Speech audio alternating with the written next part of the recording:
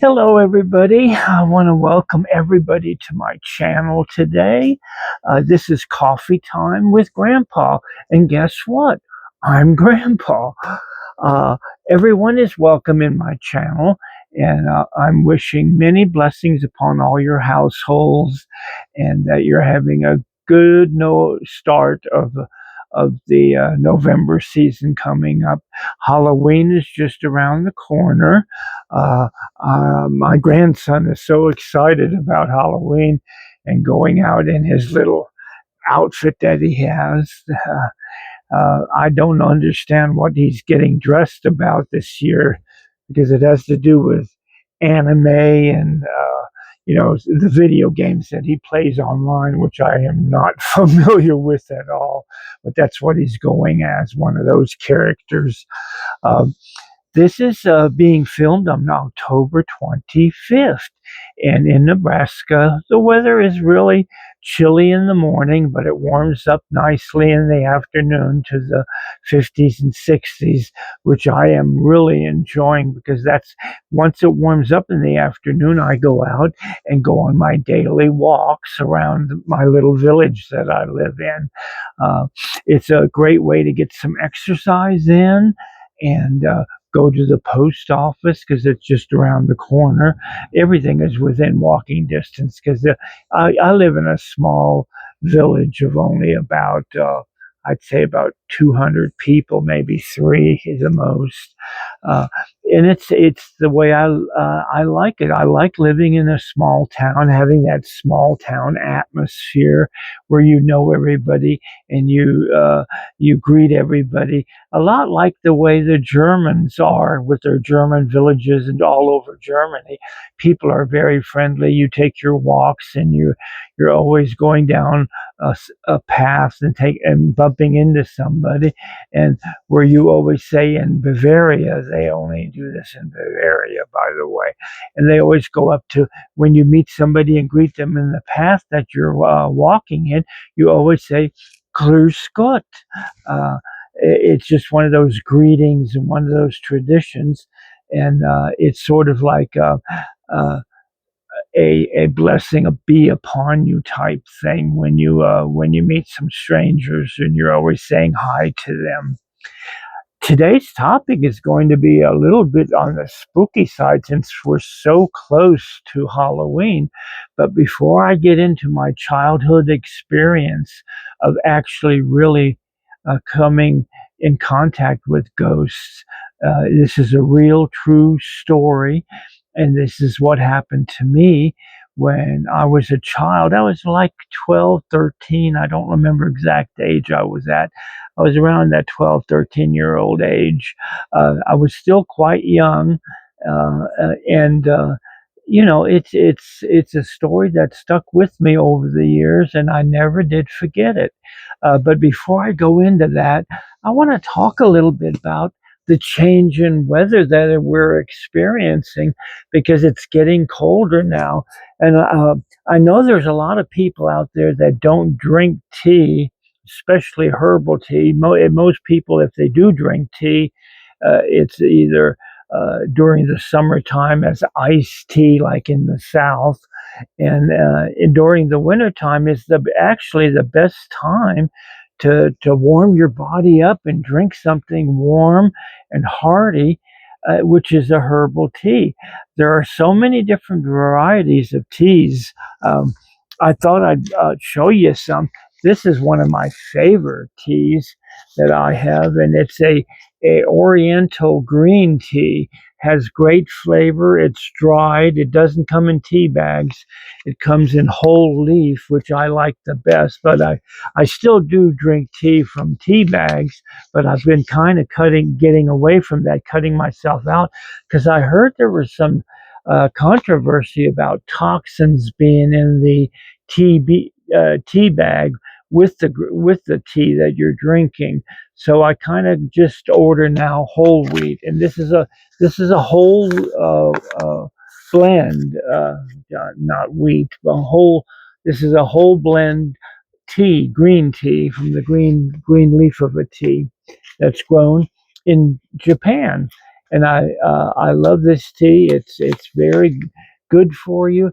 It brings you many oxidants, health benefits along the way. It fights free radicals in your system. It really is a medicinal tea, green tea. You should be drinking a cup of green tea or two every single day. Um, there are other teas that are my favorite. This is one of my favorite right here. It is mint tea that I buy at the local grocery store here. It's a tea bag form, but I love it.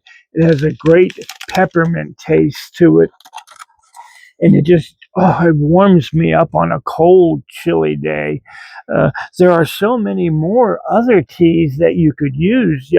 There's ginger tea, there's cinnamon, there's lemon balm, dandelion, chai, elderberry, and the list goes on and on and on. That are all great to drink. Uh, Heat you up some boiling water, really hot, and in your tea pot, which I have one, where I boil my water and I get it nice and hot, and then I pour it over the tea that I'm drinking, and add a little. I like adding a little sweet and low to my tea. I can't really drink it plain because it's so bland tasting. So I always use a little sweet and low to sweeten mine up, and then some of my teas, like the chai and the what is the other one? Chai and the cinnamon tea that I drink. I add a little bit of milk to it too. Even my blackberry or elderberry. Sometimes I want a little cream in there to sweeten it up, sort of, with a little sweet and low. And it just these teas all have beneficial uh, properties to them, and they will help your system and help you stay healthy. They will protect you against cold in the wintertime because of their high in vitamins and high in their vitamin C content, like the elderberry one. It's just a great way to spend time reading a good book next to your fireplace. Of course, I don't have a real fireplace here. I have an electric one that I turn on that puts out a little bit of heat and keeps me warm during the dreary winter months, and it lifts me up. It brings my spirit back where it needs to be, so I can be happy and joyous. I just enjoy it so much. So that was my recommendation for the months coming up, because starting next month it's going to start getting pretty chilly here in Nebraska. So teas are a great way to pass the time, to read a good book, and to meditate. Um, Prayer, when you're saying your prayers and meditations, you can drink a herbal tea, and they will stimulate you and wake you up and perk you up. Some have caffeine in them and others don't. So it just depends on what you're drinking. Now, my friends, let me get a sip of my herbal tea. Oh my goodness, I didn't bring my herbal tea with me. Well, I guess I'm not going to have a sip of herbal tea today. Wait, just give me 5 seconds. Let me get my tea, okay?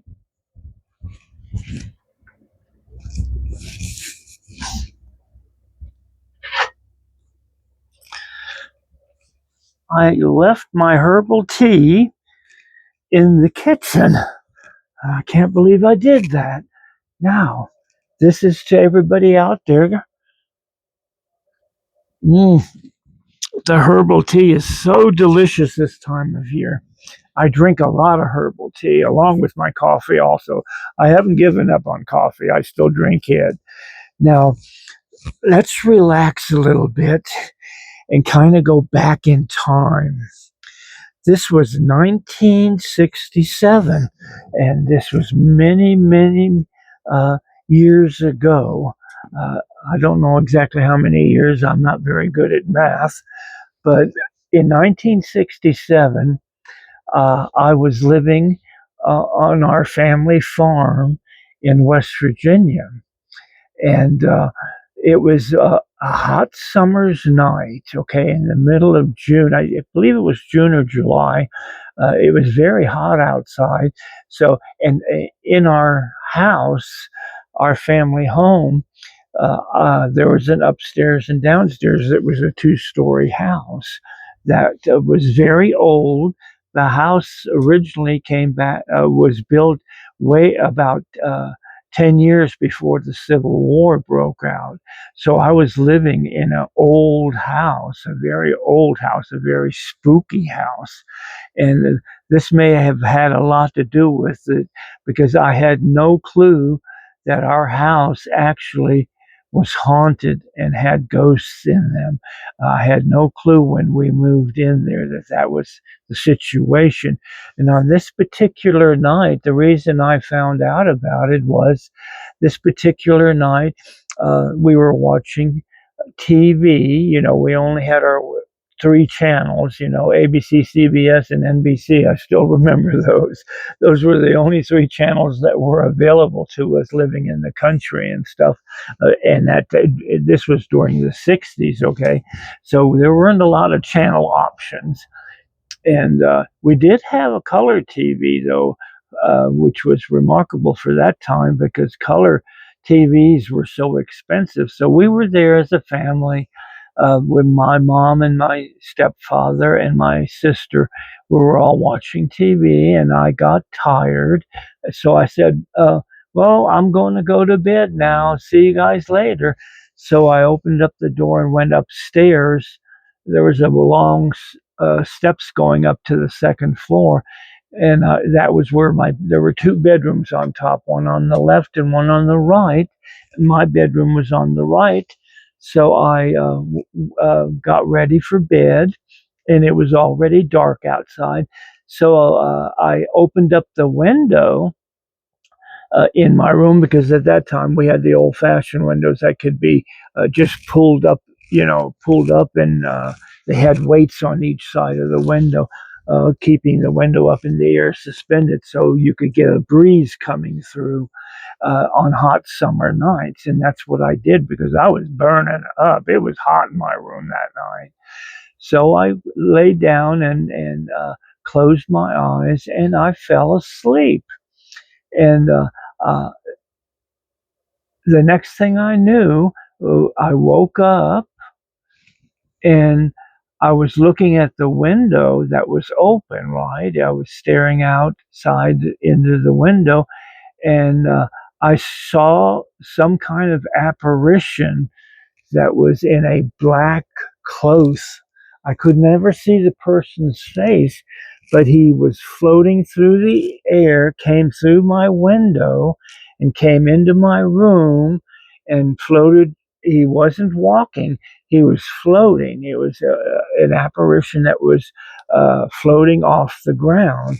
And he he scared me so much that I couldn't scream. I couldn't do nothing. I couldn't alert my parents or anything because I didn't know what time it was. I knew they had already gone to bed because I had fallen asleep.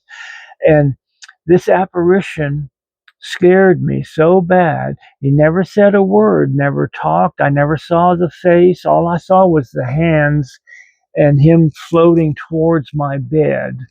And the next thing I knew, he was on top of me, on top of my chest, and he was trying to suffocate me. In other words, he was trying to suck all the air out of my lungs to where I couldn't breathe anymore. And I was so in shock what was going on, uh, that I finally opened up my mouth and screamed out for my father, dad. I called him daddy at that time, and I screamed it out loud, so loud that I woke up everybody that night. And my dad came running up the stairs, and the minute my dad ran up the stairs, the apparition disappeared. He was no longer there, but it was so real to me. Uh, I knew it was real. It wasn't a dream I was in because I had woken up from that dream. Uh, I was in a state of shock to where I couldn't move. I was frozen in place. I couldn't move my legs to get up for help or nothing. And this apparition was trying to hurt me. And I was just a little kid at the time. Uh, but I still remember that to this day. And my father came rushing into the room, and he uh, he said, "You were just dreaming. You're okay. Everything will be okay." Because I was crying, and it was just a horrible experience. And my father calmed me enough down. He stayed with me for 15, 20 minutes, calming me down so I could go back to sleep. Uh, that that was the terror, the story of my life when I was younger, and that was not my only time that I've ever came close to being with apparitions or what you would call ghosts. I have had other experiences with ghosts also because I think it goes back to the fact that I had two near-death experiences, so I am very close to the spirit world. Even every time Halloween comes around, uh, I can already feel it because my hair on my head stands up. Uh, I can already uh, has, feel the presence of people that have passed on. So that's why during Halloween, I always avoid cemeteries or funeral homes and things like that because I am very sensitive to that. Um, my spirit seems to be able to sense the presence of other spirits that are nearby, and those spirits seem to be attracted to me, and they always want to make contact with me for whatever reason. That this story that I'm just told, this was one of the horrible events that I've had in my life where spirits have contacted me and actually have tried to do me harm.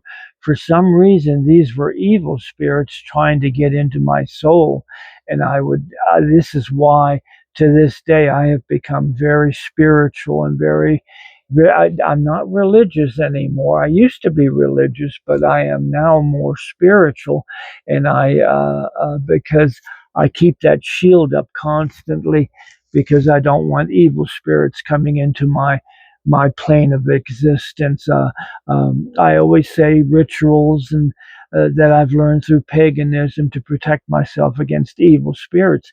It's something to think about around Halloween. Not a lot of these spirits that do come around Halloween are not good spirits at all. They're bad spirits, and they want to do harm and cause chaos. Uh, and I am a believer in that. I believe there are good spirits out there and there are bad spirits. So always wear your lucky charms, your bracelets, whatever to protect yourself. Your crystals are very important this time of the year. If you got a protectionistic crystal, go ahead and wear it this time of year because you need to protect yourself against all the evil forces that are out there. And you know, the world is full of evilness right now. So you need to always be prepared and protected.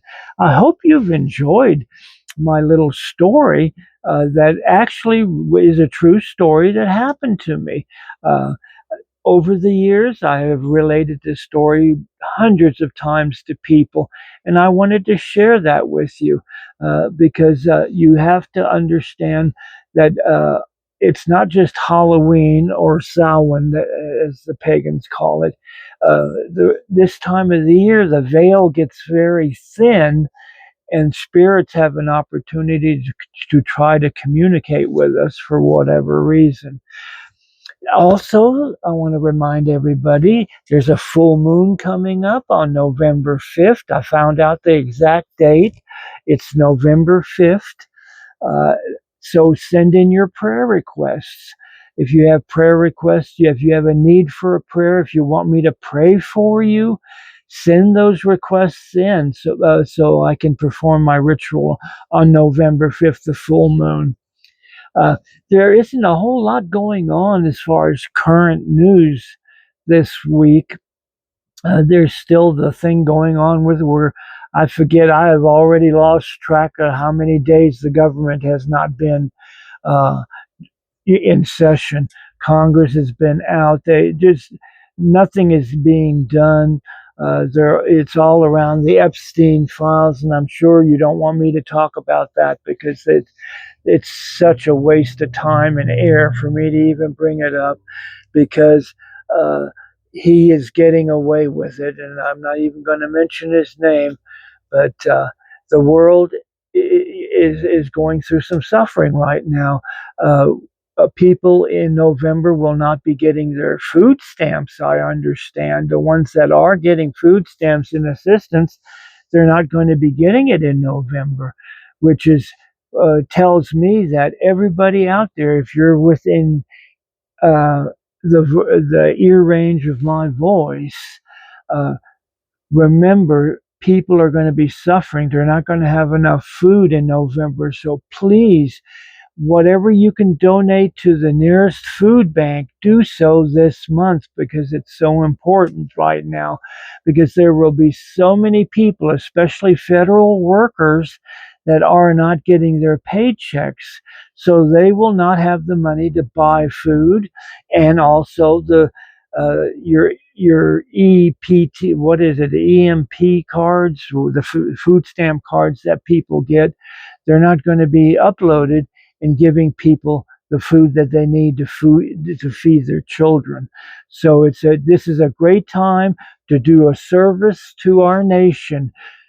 Go out and go to the grocery store and buy stuff that's on sale and take it to your nearest food bank.